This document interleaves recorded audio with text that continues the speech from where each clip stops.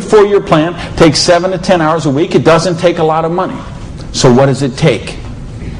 It takes the dream. Because if you don't have the dream, you'll never find the 7 to 10 hours a week. I can guarantee you that. You're busy. We're all busy. You're working, you're picking up the dry cleaning, you're making dinner, you're taking the kids to football practice, you're paying the bills, you got to sleep, you got to eat, all this. You're using 24 hours of every day already. So what's got to give? You've got to find a dream, something that will take you to this frame of mind where you will change the way you live, you will change the daily actions you take, and you will change your mindset for a 2 to 4 year period. So that alarm clock will go off at 6:30 in the morning. You'll get up, you'll have your breakfast, you go to work, you'll work 8 or 9 hours at your job, you'll get out of the job, you'll run somewhere, grab a bite to eat, and go somewhere and work for another 3 hours in the evening. When you could be home watching TV, when you could be with your kids, when you could be with your family, when you could be watching a football game or something else. But you will make a sacrifice. You will say, I will find the 7 to 10 hours a week for 2 to 4 years to build my freedom, to build my security, to build my independence. Here's the secret of everything I'm going to talk about tonight has to do with leverage. It's getting you out of the trap. And there's a big trap, okay? And this is the trap. It's people trading time for money.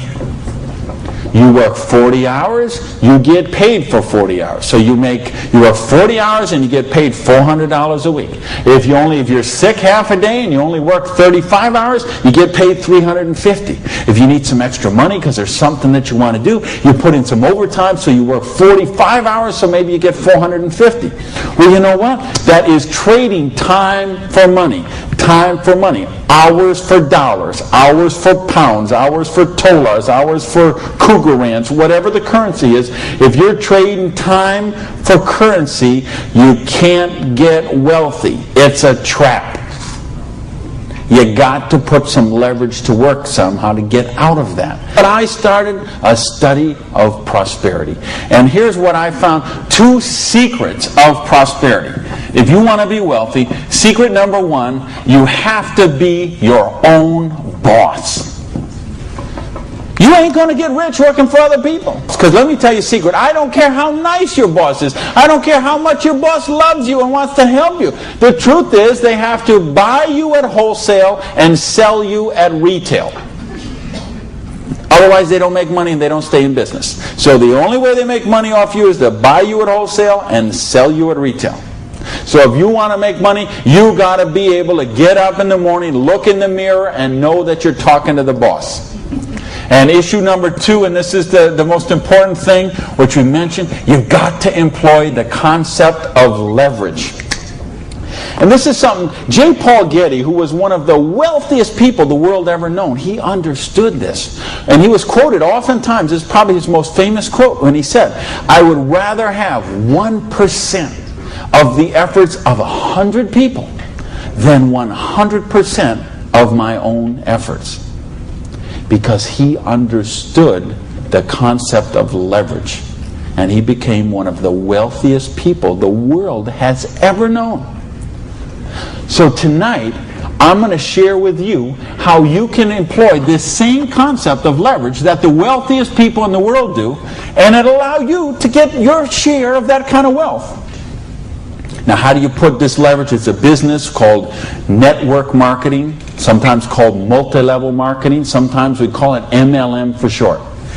What is it? It's a business that allows you to leverage the efforts of other people who have a dream and are willing to trade that 7 to 10 hours a week to get a dream.